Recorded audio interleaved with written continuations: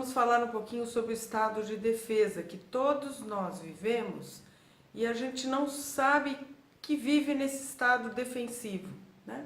Isso é muito importante porque esse estado eterno de estar sempre contido, defendido, a gente não, primeiro que não tem ideia de que isso acontece com a gente no nosso dia a dia, e depois também viver nesse estado sem ter consciência, a gente vai falar sobre o dano que causa no nosso campo emocional, físico, mental e espiritual, que são os nossos 4 níveis de consciência, tá?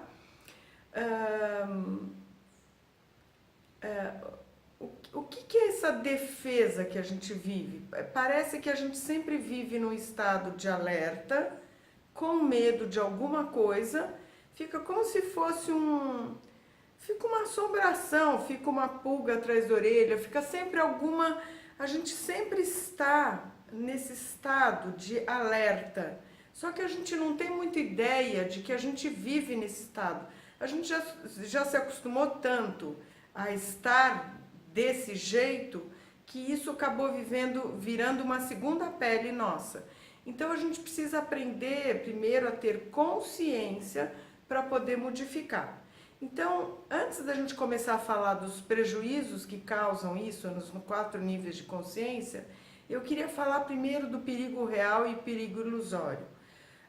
Na realidade, na nossa vida, a gente vai passar por poucos episódios de perigo real. Quando a gente fala perigo real, é quando a gente está correndo perigo de vida e morte. Se eu não prestar atenção no que está acontecendo, se eu não estiver profundamente consciente, presente, atenta no momento do perigo, eu posso vir a morrer.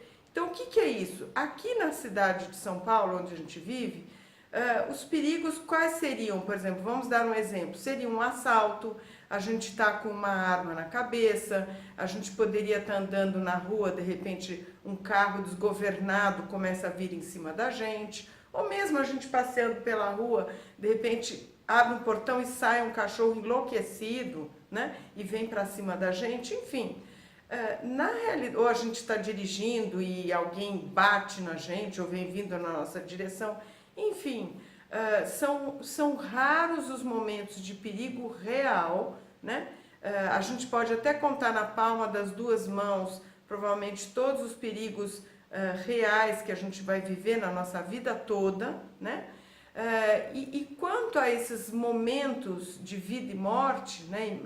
Uma morte iminente, se eu não prestar atenção, a gente nem deveria se preocupar, ou quer dizer, nem precisaria se preocupar, porque o nosso corpo ele é tão perfeito que nesse estado de alerta, ele já secreta um veneno que é chamado de adrenalina, a nossa suprarrenal, ela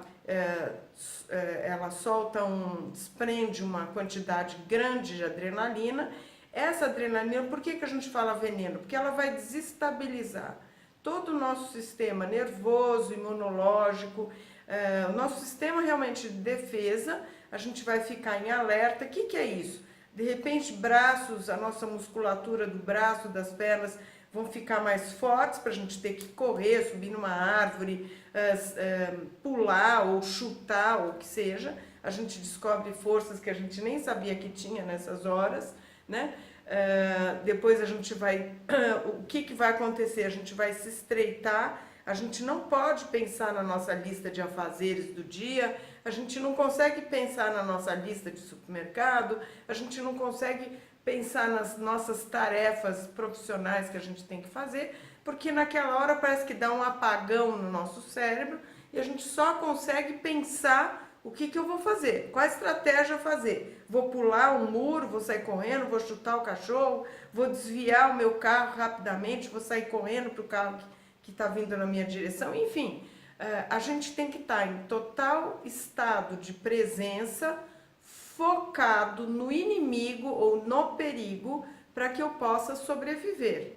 Depois de passado o perigo, lógico que eu tenha sobrevivido, a adrenalina, que a gente chama de veneno, ela vai sendo reabsorvida pelo corpo, os batimentos cardíacos que estavam acelerados para provocar todo esse estado de, né, foco, parece que o ouvido cresce, a gente presta atenção, fica alerta, raciocina rapidamente o que fazer nessa hora, mas é um foco momentâneo que, passado o perigo, tudo vai se relaxando, os músculos vão se relaxando, o cérebro acalma, a respiração, que antes era super alta, ela começa a ir mais profundo, ocupar o pulmão inteiro, o coração vai lentamente vai se acalmando, os batimentos vão voltando para o seu estado normal e a adrenalina vai sendo reabsorvida e descartada. Então, como eu disse, os estados de perigo real na vida da gente vão ser muito poucos ao longo da vida, e a gente, na realidade, o nosso corpo sozinho, por se tratar de um assunto tão primordial na nossa vida, fundamental, o nosso corpo sozinho já vai se alertar a tal ponto de para que a gente sobreviva.